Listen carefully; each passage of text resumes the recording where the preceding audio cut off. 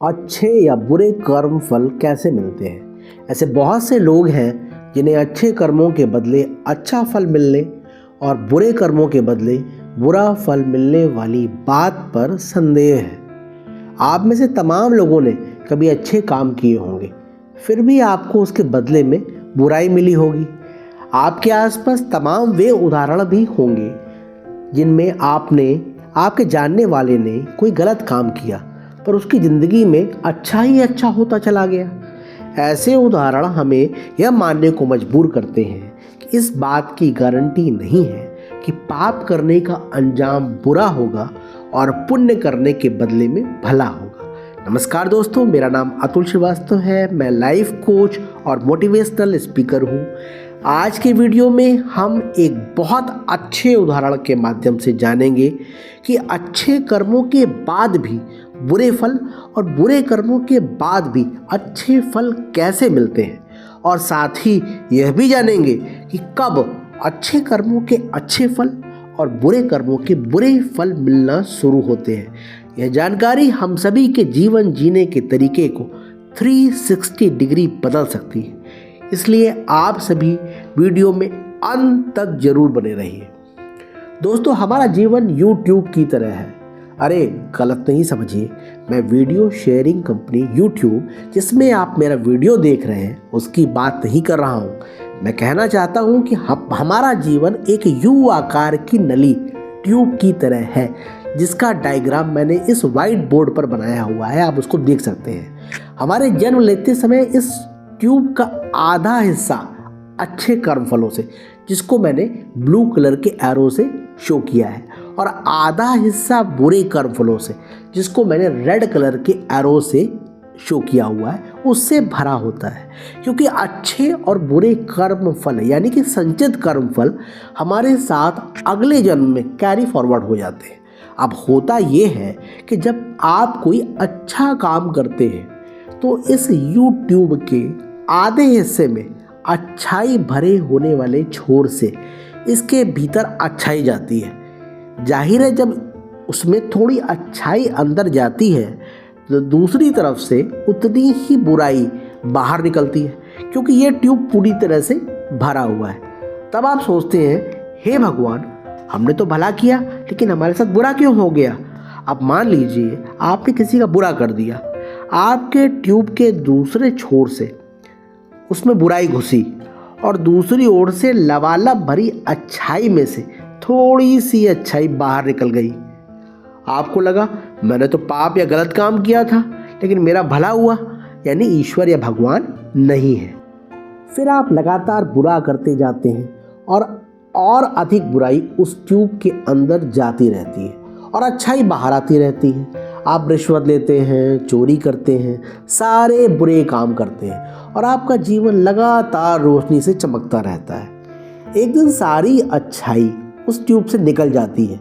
इसके बाद उस नली से जो कुछ भी बाहर निकलता है वो सिर्फ और सिर्फ बुरा निकलता है। जिस दिन इस यू आकार की नली से सारी अच्छाई निकल जाती है, उस दिन आप चाहे कितने भी ऐशो आराम में दिखते हों, बेचैन, विचलित और परेशान रहेंगे।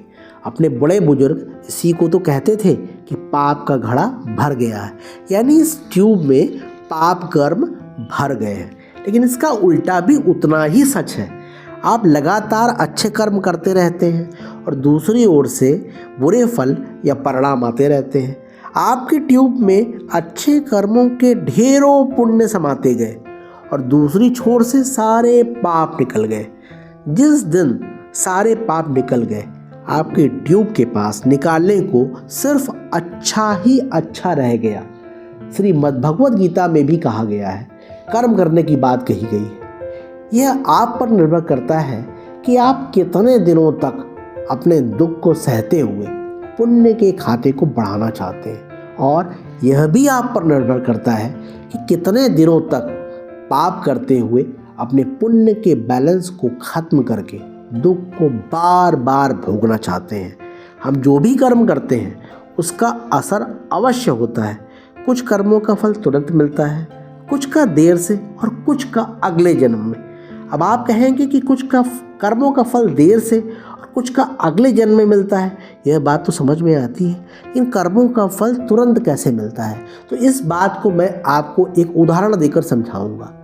आप सपोज कीजिए आप अपने घर के बाहर किसी मंदिर के पास जाते हैं, वहाँ पर किसी को भूखा देखते हैं, आप उस भूखे को भर पेट भोजन कराते हैं।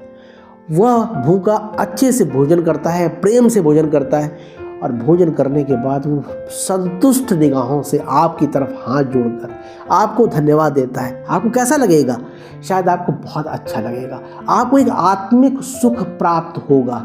यह वो फल था जो आपकी को कर्म करने के तुरंत बाद मिला। आपको अच्छा महसूस हुआ, आप खुश हुए, आप संतुष्ट हुए। इसी तरह अगर आप किसी का बुरा करते हैं, किसी को आप शब्द बोलते हैं, किसी को नीचा दिखाते हैं, उसके बाद आपको कैसा लगेगा? शायद आपको अच्छा नहीं लगेगा, आपकी फीलिंग अंदर से अच्छी नहीं होगी, आपका मूड खराब हो जाएगा। तो इस कर्म फल का भी आपको फल जो मिला वो तुरंत मिल गया।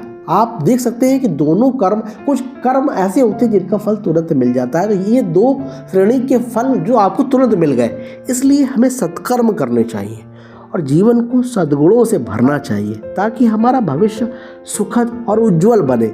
मुझे लगता है इस YouTube वाले उदाहरण के माध्यम से आपको समझ आ गया होगा कि अच्छे और बुरे कर्म लंबे समय के बाद कैसे फल देते हैं। आशा करता हूँ आप इस उदाहरण से सीख लेकर हमेशा अच्छाई का दामन थामेंगे और अपने इस जीवन और अगले जन्म को भी बेहतर बनाएंगे। वीडियो में अंत तक बने रहने के लिए आप सभी का बहुत बहुत धन्यवाद। वीडियो पसंद आया हो तो हमारे चैनल को सब्सक्राइब जरूर कर दें, जिससे मैं आगे भी इसी तरह के वीडियो लाकर आपके जीवन में अच्छाई दे सकूं। May God bless you with love, health and happiness.